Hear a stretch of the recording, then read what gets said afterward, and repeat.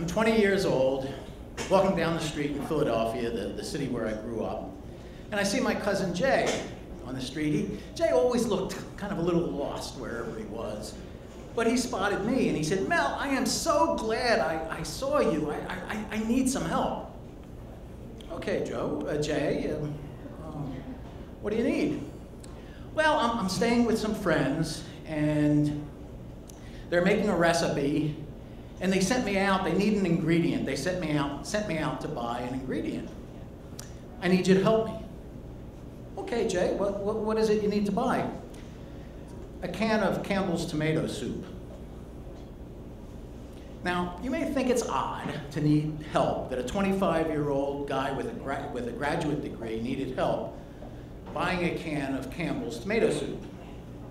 But there are two things you have to remember. One is this was the 1960s. And two is this was my cousin Jay. Jay could have been the poster child for enjoying a little bit too much of what the 60s had to offer. This Carlos really was a hippie. You know, and I saw a little bit of myself in Jay. For the next 20 years or so, we got together a lot. I really enjoyed it. It wasn't only the drugs that he did. He also was. This was a quest for him to find the meaning of life, the key to the universe. And I enjoyed talking with him about those things. He was great to talk to about Camus and existentialism and Eastern religions. But if you ever sent him out for a can of Campbell's tomato soup, you couldn't expect him to come back with it.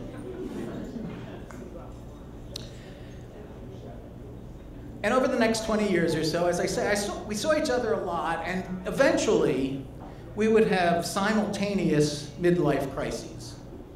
Only I was a lot luckier with the outcome of mine than he was with the outcome of his.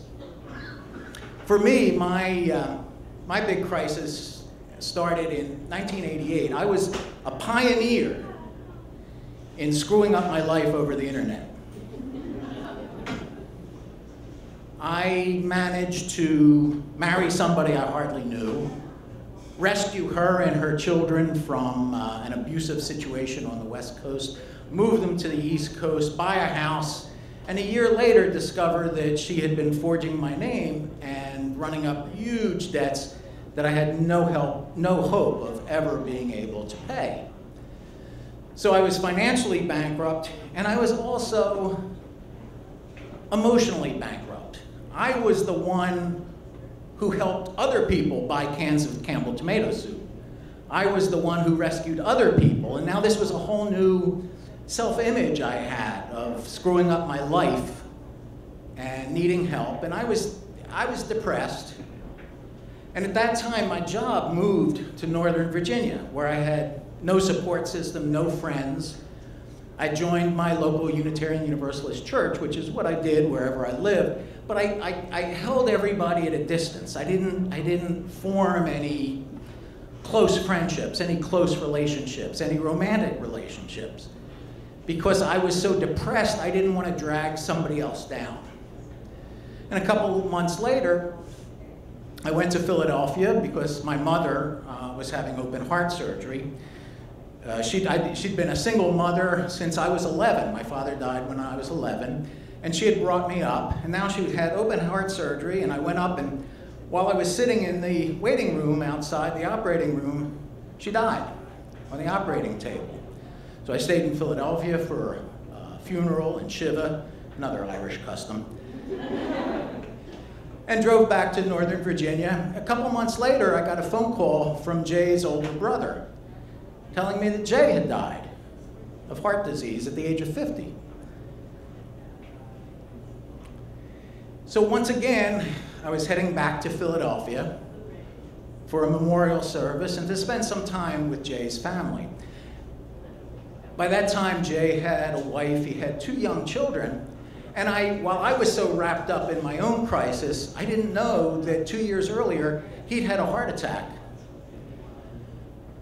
And when he got out of the hospital, he refused to have anything further to do with Western medicine. He just wouldn't believe that Western medicine could help him. He'd been macrobiotic all his life. He refused to take medicine, and eventually he refused to leave the bedroom. So for 2 years, basically, he wouldn't take his medicine, he wouldn't see a doctor, and he didn't go to work. And then he died at the age of 50. I learned that, and once again, I'm driving back to Northern Virginia, and now I've gone through the loss of a cousin, the loss of my mother, the loss of my self-respect, the loss of my life savings. And I needed warmth. I needed something to look forward to, somebody to make contact with, somebody waiting for me to get to Northern Virginia. And I'd met a woman named Carol at the new member orientation of our Unitarian Universalist Church. When I met her, I had this sense that if I wasn't so depressed, if this were another time, we might be able to be a couple. I might fall in love with her, but it wasn't the time, it wasn't the place. Well, now I was driving back to Northern Virginia, and I needed something to look forward to. I needed to touch out and reach some warmth. So I stopped on Route I-95 and went to a payphone, looked up her number and called her and asked her out to an oldies night at a local club. And I explained about Jay and why I was calling from I-95, that I needed something to look forward to, that I needed some warmth waiting for me in Northern Virginia. And she said, so your cousin died of heart disease at the age of 50? Yeah. And he had 2 little kids and a wife? Yeah. And he hadn't worked for 2 years? And he wouldn't see a doctor? Well, if I was married to him, he wouldn't have died of heart disease. I would have killed him. That may not have been the warmth that I was looking for. But maybe I was lucky enough that that was what I really needed. Maybe I needed a little kick in the pants that said, Mel, get over your self-pity, or you're going to end up like Jay. We did go out a couple of nights later to the oldies club. She was impressed that I was willing to dance even before the first drink arrived. I fell in love with her, and in May we celebrate our 20th wedding anniversary.